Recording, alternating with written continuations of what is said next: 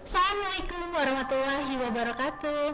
Halo Sobat Ngopi dimanapun kalian berada, kembali lagi di podcast kita semua, podcast Ngopi Ngobrol penuh inspirasi bersama alumni era.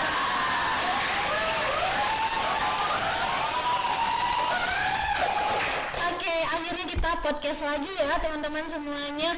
Oke, podcast kita pada hari ini kita kedatangan tamu yang sangat luar biasa. Kalau podcast yang sebelumnya kita kedatangan alumni hebat juga di bidang wirausaha juga mungkin ya. Kalau yang sekarang kita kedatangan alumni hebat, seorang wanita cantik, perempuan cantik. Beliau merupakan salah satu penggerak komunitas perempuan yang ada di kota Tasikmalaya. Penasaran siapa? Oke, kita langsung sapa aja ya. Ya, kayak podcast kita pada hari ini bintang tamunya adalah Teh Sabrina.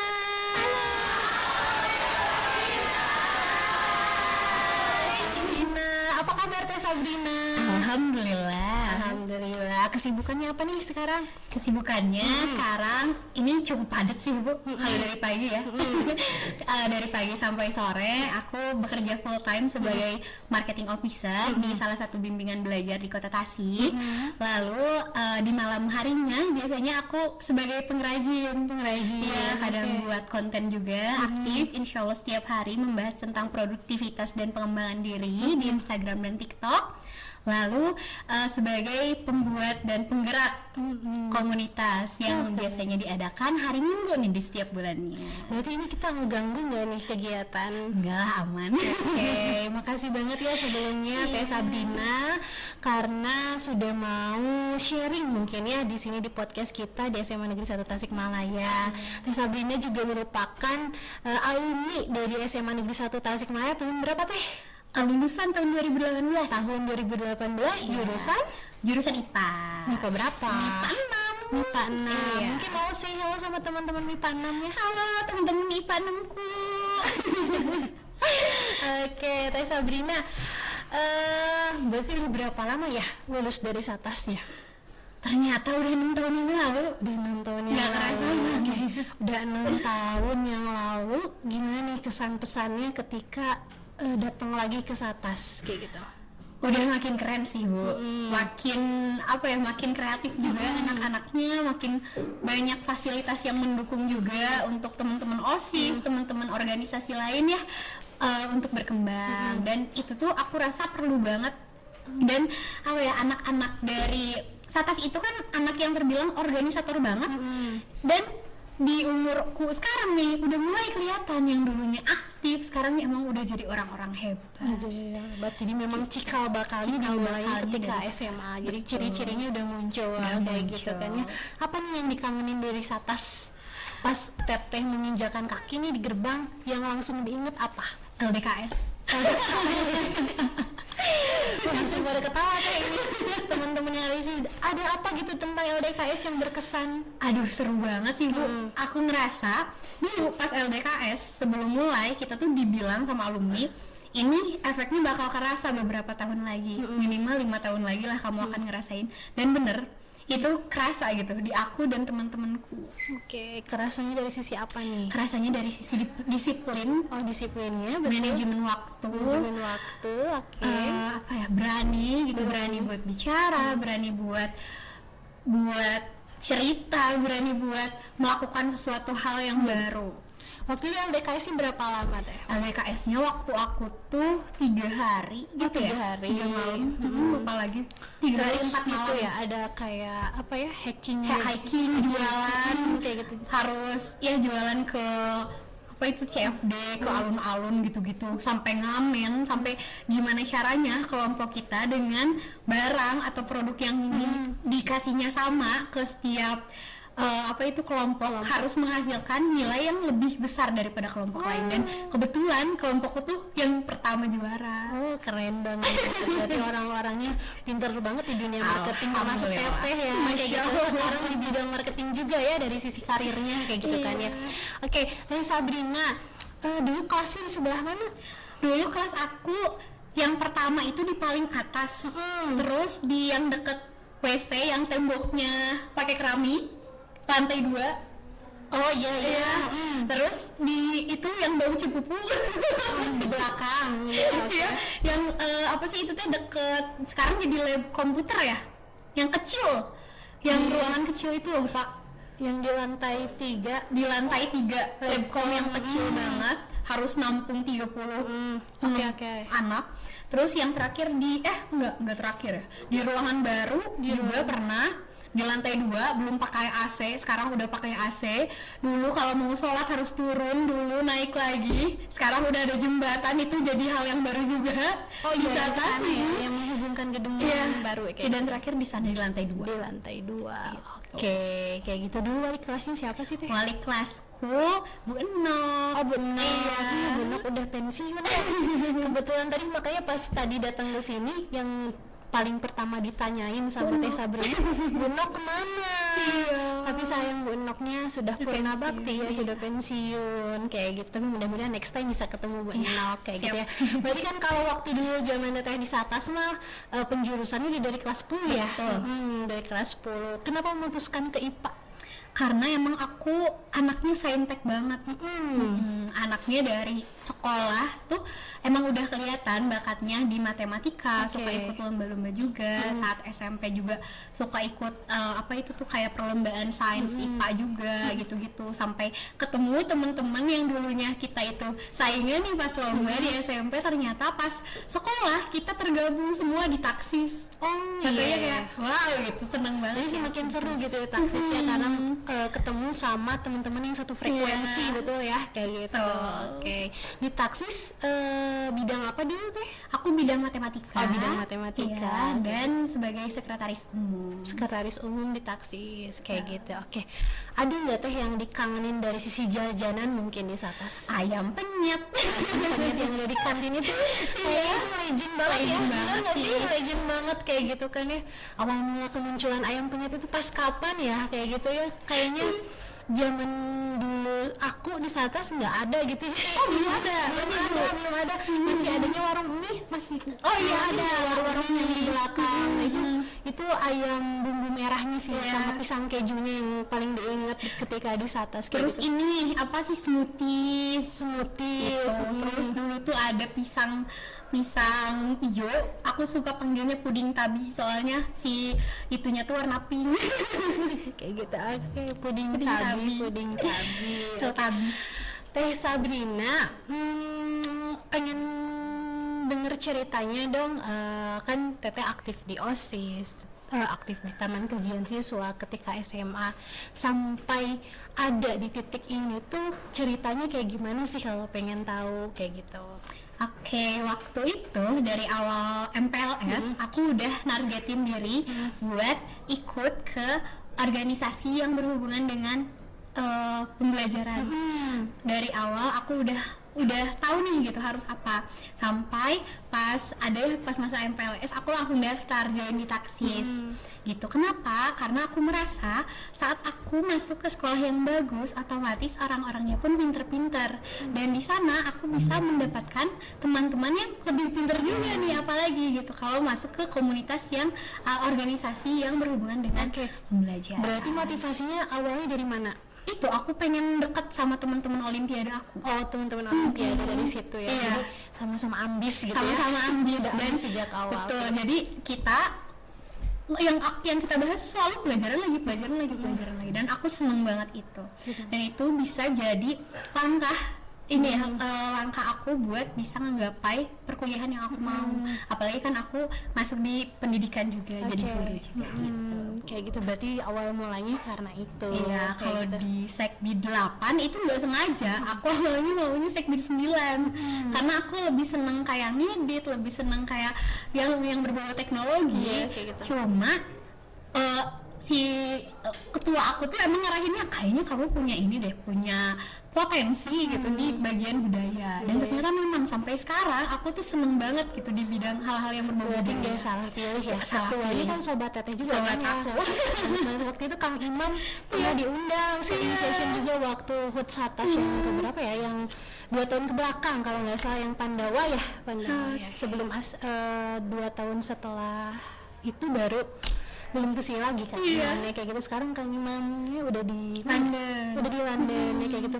Kita mau ngundang lagi juga, sibuk banget sih beliaunya gitu ya. Nanti aku kabarin. Iya boleh kayak gitu, collab lah sama Teteh kayak gitu kesini ya. Oke, Teh Sabrina, kadang kan kita ya kalau misalkan masih kelas 10 atau kelas 11 tuh belum sih, kadang anak-anak kebanyakannya belum bisa menemukan apa sih aku harus ngapain, harus gimana kayak gitu kan. Kadang juga kebetulan aku kan guru BK ya Teh ya, guru BK di kelas 10 juga kan ya. Kayak kelas 10 tuh kayak masih santai-santai, masih penyesuaian dan lain-lain. Gimana sih caranya Teteh bisa punya kesadaran gitu di dalam dirinya bahwa oh aku harus punya plan kayak gini dan lain-lain. Apakah ada target yang dicapai atau misalkan ada cita-cita yang harus dipenuhi atau gimana, atau ada yang mengarahkan atau gimana itu? Oke, aku tuh terbilang anak yang dibebaskan sama orang tuaku. Alhamdulillahnya itu jadi privilege, meskipun memang keluarga aku tuh nggak terlalu memfasilitasi aku. Tapi dari sana aku tuh jadi mikir Bu, kalau dari atas ini tuh banyak orang-orang sukses, kenapa aku nggak bisa jadi seperti mereka? Jadilah aku memanfaatkan itu dari kelas 10 gitu. Dari aku yang anaknya akademis banget sampai kebobolan jadi ranking 1, temen-temen pun gak pada nyadar kok bisa gitu. Aku pun kayak kok bisa ya aku jadi ranking 1 gitu saat itu. Itu sih karena aku terus-terusan ngeliat teman-teman aku, mereka banyak yang bimbel, sedangkan aku nggak dibiayai gitu buat bimbel. Jadilah itu yang bikin aku berjuang lebih keras, lebih ekstra dari teman-teman yang lain. Gitu. Jadi awal mulanya dari situ. Awal mulanya dari alumni Sata dan dari teman. Akhirnya kelas 10 selalu bikin target mungkinnya aku harus ngapain, kelas 11 ngapain, kelas 12 ngapain. Mungkin dari sisi passionnya Teteh juga ya, senang di bidang apa, lalu Teteh lakuin ke situ. Nah itu aku masih belum tahu passion aku dulu. Ternyata pas kelas 10 masuklah pelajaran Pak Cecep kewirausahaan. Saat itu kita membuat kerajinan. Nah dari SMP aku tuh anaknya suka gambar. Pas SD, TK, SD aku tuh lomba gambar terus. Tapi aku tuh nggak suka menang. Tahunya pas SMP aku sesekolah sama saingan aku, namanya M. Rijal. Sampai sekarang kita jadi temenan. Nah dari sana aku udah lupain nih ngegambar aku, karena ternyata aku kayaknya nggak terlalu fashion deh digambar. Tapi aku masih punya jiwa seninya. Kayaknya aku masih punya jiwa seni tapi bukan digambar. Oke, berarti aku harus nemuin di mana nih ternyata gitu fashionku. Sampai aku lupa karena SMA itu benar-benar full-fullan ya. Tapi aku suka jadi bikin dekorasi, bikin apa di belakang, bikin konsep acara, bikin dokumentasi, dekorasi, desain juga gitu-gitu di Dekdok. Ternyata hal itu yang bikin aku nggak lupain passion aku. Emang ternyata passion aku tuh ada di sana, di kerajinan tanpa disadari. Gitu. Kelas 10 di pelajaran Pak Cecep, ternyata aku diapresiasi sama Bapak. Ternyata aku senang gitu membuat kerajinan itu masih aku belum sadari Bu. Sampai COVID, setelah kuliah dan COVID aku baru sadar lagi, ternyata emang fashionku tuh di kerajinan deh, ternyata emang fashionku tuh di seni deh gitu.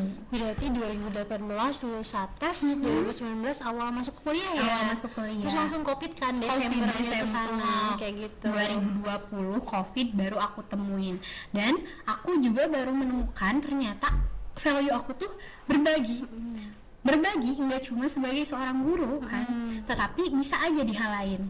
Dengan value aku dengan berbagi, ada kreativitasnya, aku senang juga saling menguatkan gitu ya, pengen juga sama-sama ngedorong perempuan buat tumbuh.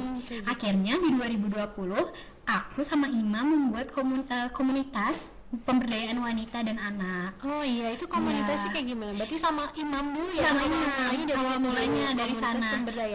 Pemberdayaan perempuan dan anak. Ya, jadi itu tuh latar belakangnya apa sih yang menjadi titik balik Sabrina sama Imam mungkin ya sebagai rekannya gitu?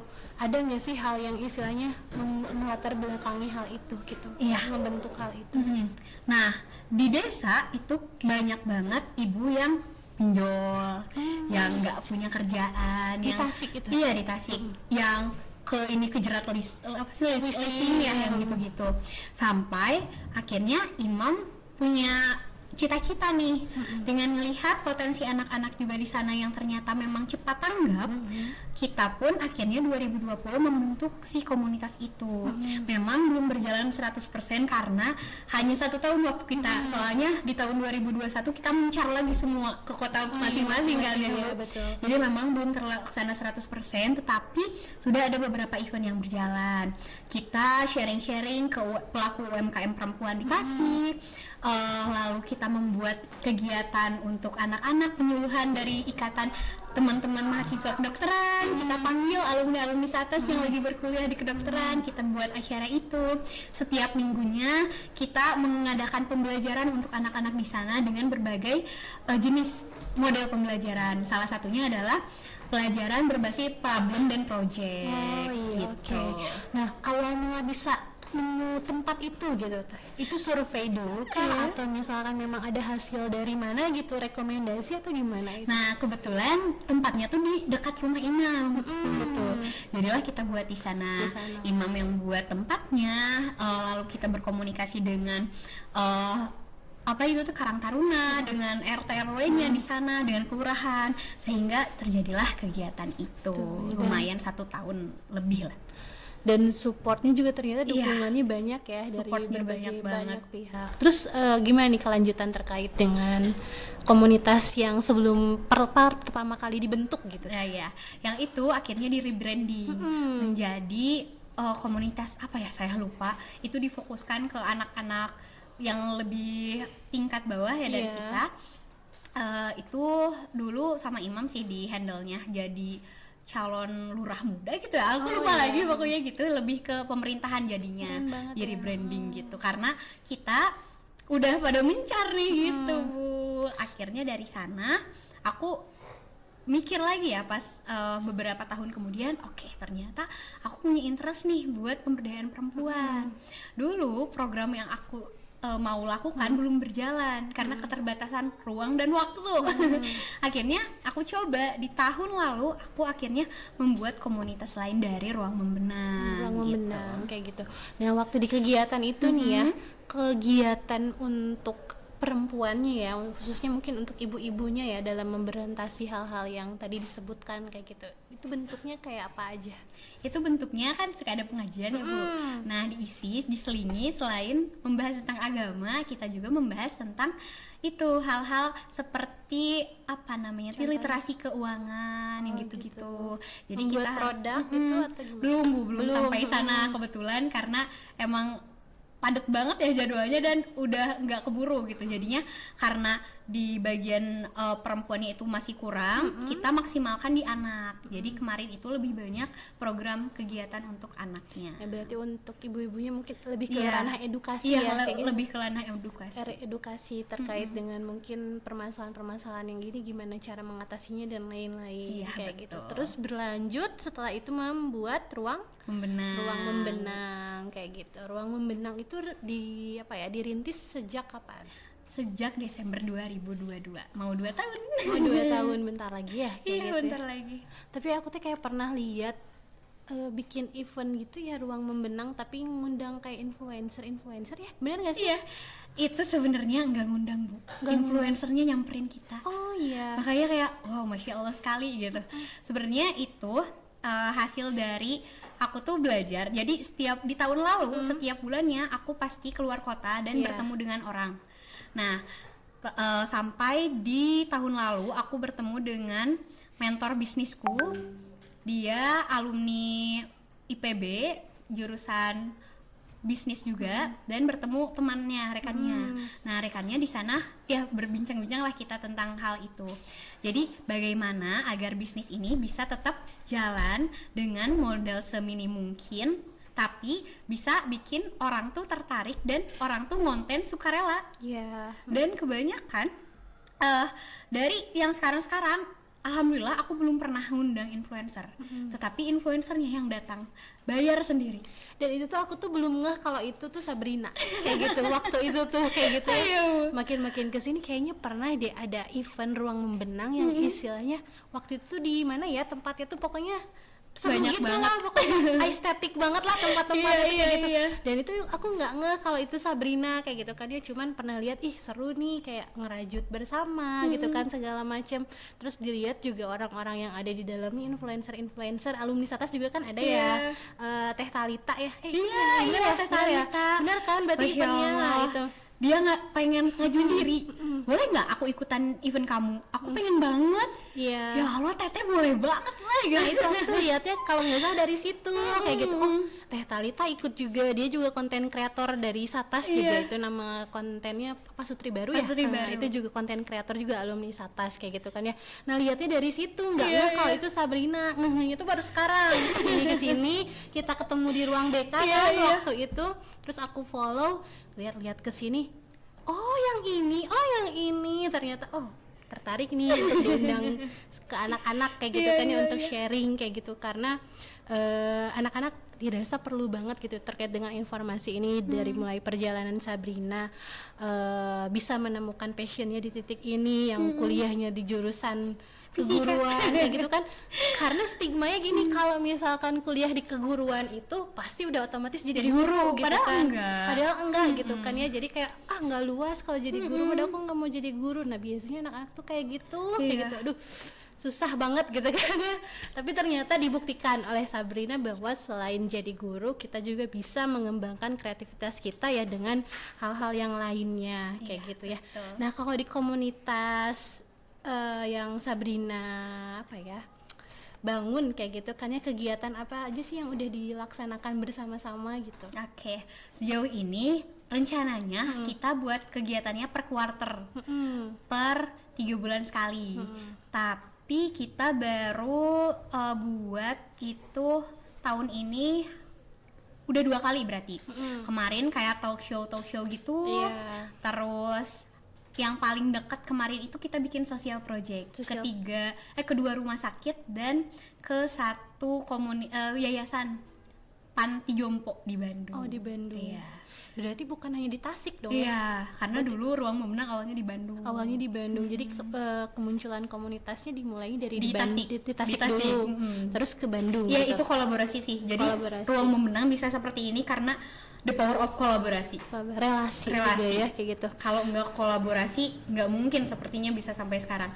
Makanya sekarang itu jarang orang yang bersaing, tapi kita tuh lebih bukan bersaing, tapi harus Berkolaborasi, Gitu. betul ya, dan relasi pertemanan juga segitu berpengaruhnya ya. Berpengaruh Kalau banget. mendengar cerita runtut dari awal, wah teman-temannya juga luar biasa gitu kan ya.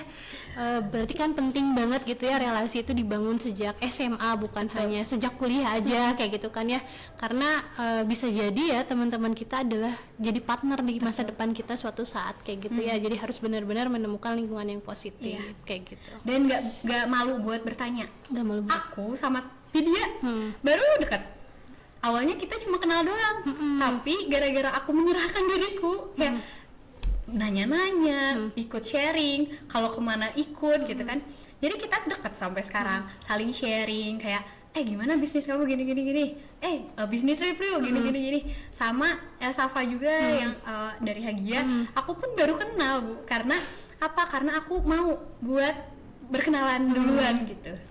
Jemput bola lah. Kalau Hagia Floris berarti dari Tasik juga? Dari Tasik, Dari insya Tasik. Allah kita mau berkolaborasi juga. Jadi emang buat di model bisnisnya Ruang Membenang itu selain bisnis to customer di custom order, kita juga B2B gitu. Mau kolaborasi juga sama sepatu, mau bikin ada produk lah. Iya. Kemarin juga ada event di Notre kan ya kayak gitu. Keren banget sekarang Notre jadi berwarna ya, Iya, jadi situ ya, betul. jadi ada bunga-bunga sekarang ya Notre gitu ya.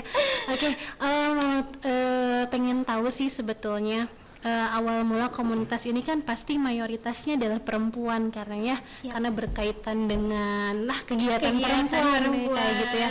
Nah itu tuh membuat komunitas ini tuh memang Sabrina mengajak atau mereka yang datang sendiri atau di latar belakangnya apa, misalkan awalnya mungkin ini adalah perempuan-perempuan yang sakit hati atau gimana gitu kan ya, mungkin ada cerita nggak terkait? Ada kayak gitu. Jadi ceritanya tuh awalnya Ruang Membenang itu kalau bikin kegiatan workshop udah peserta pulang udah gitu, nggak kenal lagi. Tapi Sabrina nggak mau nih kalau gini. Sabrina mau punya kedekatan gitu sama mereka, karena kalau workshop pun kita nggak cuma sebatas workshop, dan teman-teman pun ngerasain workshopnya Ruang Membenang itu beda sama yang lain, karena kita lebih banyak ngobrol, lebih banyak cerita, dapat teman baru.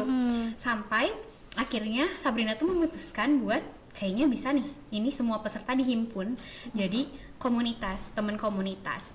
Nah, jadi setiap ada peserta yang daftar workshop, Sabrina cantumin di sana mau join atau enggak. Jadi ada filter dulu, gitu. Jadi komunitasnya enggak sembarang orang bisa masuk, tapi kita filter dulu dari si peserta workshop. Kenapa? Karena dari sana kita udah tahu kan, oh oke, berarti ini orang punya interest yang sama, gitu. Jadilah kita bentuk himpun jadi komunitas gitu. Meskipun di sana aku belum sepenuhnya banyak kegiatan ya Bu, tapi kita usahakan setiap bulan itu bikin kegiatan buat umum dulu. Buat umum, buat apa? Buat dapat lagi anggota komunitas, Nah, si anggota komunitasnya buat apa? Diberdayakan seperti apa? Kalau ada event, kalau ada kemarin minggu lalu itu kita ke Bulog. Aku nggak bisa datang nih, guys, ada yang bisa bantu nggak? Yang syaratnya ini. Oh iya, aku pernah ikutan, aku udah bisa bikin ini. Coba portofolionya, bikin video dulu, kirimin ya kalau mau, bisa hubungin aku. Kemarin udah berjalan tanpa aku. Jadi aku tuh sistemnya bukan karyawan kalau Ruang Membenang, tapi lebih ke komunitas. Kayak misalnya ada project, teman-teman ini ada orderan ini, bisa nggak bantu? Oke, aku mau ambil gitu. Terus kayak pas yang social project, 3 kali social project berjalan tanpa aku Bu. Yang di Bandung aku nggak terjun, tapi ada anggota dari komunitas aku yang terjun ke sana. Jadi kita bagi-baginya tuh kesadaran mereka. Kalau mereka mau, oke. Kalau ada job dari Ruang Membenang, mereka ambil sok gitu. Jadi saling menguntungkan lah satu sama lain ya, kayak gitu. Satu sama lain. Kenapa aku belum berani punya karyawan? Karena aku masih belum merasa siap Bu, gitu. Makanya aku lebih ke kita himpun aja di komunitas. Agar apa? Agar lebih banyak juga orang yang bisa kita bantu. Iya, ditambah juga apa lebih ya? Dekat. Membantu orang lain juga untuk lebih produktif nggak sih ya, kayak gitu. Jadi bukan hanya sekedar kumpul-kumpul biasa yang kayak ya kalau dilihat kan Ruang Membenang lebih fokusnya merajut, tapi kan di dalamnya juga ternyata bisa sharing kayak gitu ya, dengan antar sesama perempuan. Mungkin ya ketika dalam kondisi apapun bisa jadi teman cerita dan curhat. Kayak gitu kan. Ada yang pernah ada yang udah putus dari mantannya, cari kegiatan di Ruang Membenang. Ada yang abis gitu stres ke Ruang Membenang. Makanya Ruang Membenang tuh kalau bikin workshop 1 jam udah habis, sold out gitu. Jadi teman-teman yang ikutan workshop tuh bener-bener kayak nungguin War gitu ya. Gitu. Kalau enggak gitu kehabisan. Sampai yang event sepatu itu habis dalam 2 detik. Ngelukis sepatu gitu. Enggak, ini nih aku pakai sepatunya. Iya sepatu gitu. Oh iya sepatu kayak gitu. Itu sold dalam 2 detik. 2 detik kayak gitu. Tapi ada nggak temen lain mungkin yang ngebantu Sabrina, misalkan dari sisi lain ya, misalkan yang ahli ngelukis lah atau gimana, ada nggak? Belum sih kalau itu. Tapi aku emang teman-teman yang membantu itu teman-teman yang sebelumnya pernah ikutan workshop. Baik. Jadi biar aku tahu emang mereka pun punya keahlian di sana, mereka punya ilmunya, mereka udah tahu bagaimana cara aku menuturkan kepada peserta gitu. Jadi aku bisa gitu ngelepas mereka. Kalau mereka belum pernah ikutan, walaupun mereka punya keahlian, aku belum berani. Kenapa? Karena mereka belum bisa nih nge-copy sistem aku. Ada nggak satu momen yang bikin Sabrina terharu gitu, misalkan dengan pencapaian Ruang Membenang atau apa gitu, yang bikin Desember Sabrina tahun lalu sih Bu. Desember tahun lalu gimana? Jadi kan awalnya Ruang Membenang itu aku buat sebagai ruang untuk ruang untuk aku sendiri. Kenapa? Karena tepat di 25 Desember 2022 itu jadi Desember pertama aku tanpa tante aku. Tante aku tuh kayak kakak aku sendiri. Nah, Ternyata di Desember 1 tahun kemudian aku punya nih pengganti kakak aku yang meninggal itu, yaitu teman-teman yang lebih banyak, dan aku bisa manfaat bagi lebih banyak orang juga. Itu sih yang bikin nangisnya pecah gitu. Itu kayak wah, bisa ya aku tanpa disupport sama kakakku, ternyata aku bisa dapat kakak yang lebih banyak di sini gitu.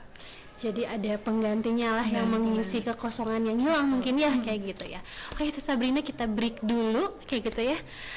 Nanti kita akan lanjut ke segmen yang kedua setelah ini. Siap.